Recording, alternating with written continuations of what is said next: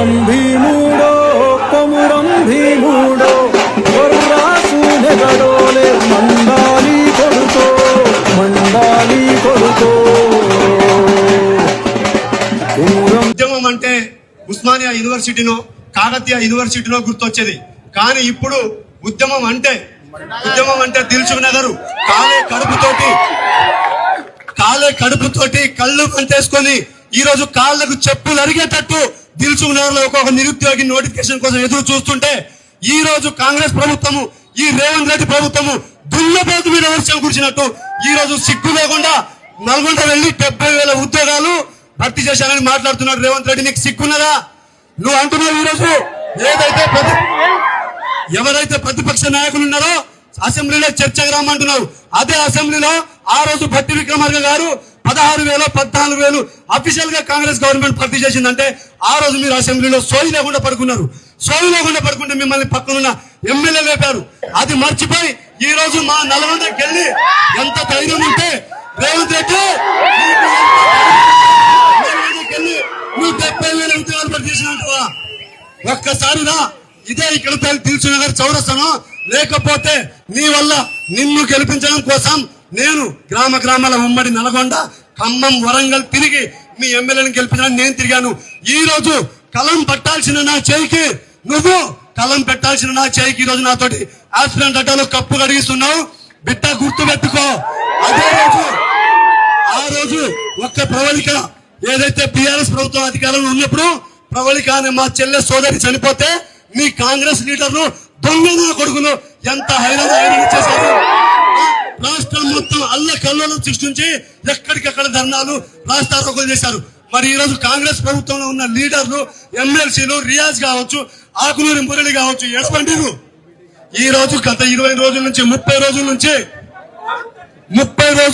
మీకు దిల్సుఖ్ నగర్ లో నిరుద్యోగులు ధర్నాలు చేస్తుంటే సోయలేదా? మీకు ఏడ నిద్రపోతున్నా మీరు? ఒకప్పుడు గాంధీ భవన్ లో సమోసాలు తిని ఎక్కడ పడితే అక్కడ పడుకునేటోళ్ళు మిమ్మల్ని ఎవరు డేగలు కనీసం మిమ్మల్ని ఒక గన్మెన్ కూడా లెక్క చేయరు. అలాంటిది ఈ రోజు మిమ్మల్ని గన్మెన్ చూసాం. మేము మీ ఉద్యోగాలు అడిగామా? మీ ఎమ్మెల్యే సీట్ అడిగామా? మాకు కావాల్సిన నోటిఫికేషన్ అడిగాం. ఇంకొకటి ఈ రోజు మీరు చెప్పుకుంటున్నట్టు మహిళలకు మేము రిజర్వేషన్ ఇచ్చాము, మహిళలకు మేము ఫ్రీ బస్ ఇచ్చాము. సిగ్గుందా రేవంత్ రెడ్డి? ఏ మహిళ అడిగింది నీకు? ఈ రోజు ఏ మహిళా సోదరి అడిగింది? వాళ్ళు అడిగారు నీకు ఫ్రీ బస్ ఇవ్వమని. వాళ్ళు అడుగుతున్నారు ఇప్పుడు దిల్సుఖ్ నగర్ అంటే సాక్షిగా నోటిఫికేషన్ ఇవ్వమని. చాతనైతే నోటిఫికేషన్ లేకుంటే నీ ప్రభుత్వంలో రాజీనామా చేయి. ఇంటి దగ్గర తల్లిదండ్రుల యొక్క కాళ్ళు మొక్కి తల్లిదండ్రుల యొక్క పుస్తల దాడులు అమ్మి తెలంగాణలో నుంచి మా యొక్క ప్రజాప్రభుత్వానికి ఓటేసినామని దిల్సుఖ్ నగర్ వచ్చి కోచింగ్ సెంటర్లలో తిరుగుతూ స్టడీ హాల్లో అంటి తిరిగేలాగా కోచింగ్ ప్రిపేర్ అవుతున్నాం. మాకు ఈ ప్రభుత్వంలో ఓట్లేసి స్టడీ స్టేషన్లలో ఉండడానికి మేము హైదరాబాద్ వచ్చింది. కన్నీళ్లు గారుతున్నాయి కదా మాకు ఇక్కడ ఆవేదన.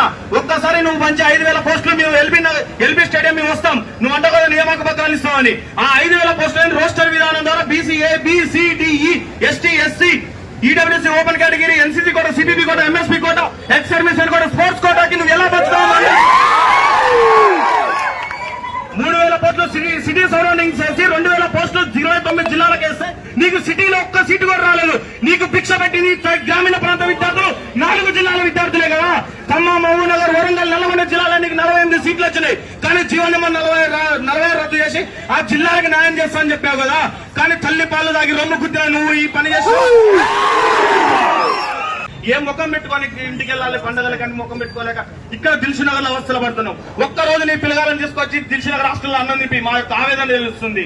ఏ పాపం చేసినావు? మేము ఇంటి దగ్గర 5,000 పోస్టులు వేస్తావు. నీకు గుండె ధైర్యం ఉందా?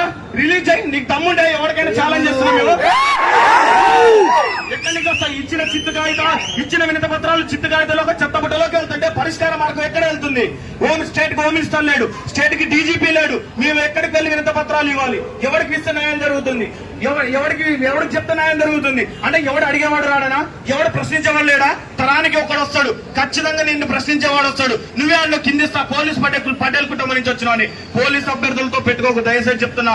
ఎందుకంటే అర్థాకలితడు కూడా నిండు నడి ఎండలు కూడా 1600 మీటర్లు ఊరికే గుండె ధైర్యం గల మా గ్రామీణ ప్రాంత విద్యార్థులు.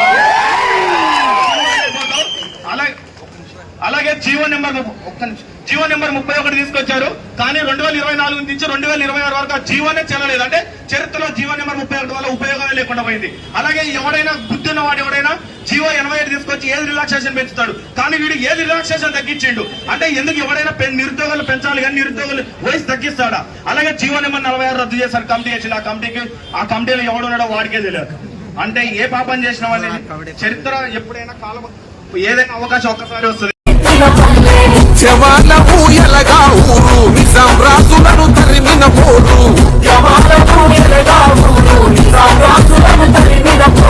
పాంచం దొరని కాళ్ళు మొక్కు తన బానిసత్వముకు జన్మగీతమై పెట్టి సాగిరి విముక్తి కోసం వట్టి మనుషులు చేసిన యుద్ధం.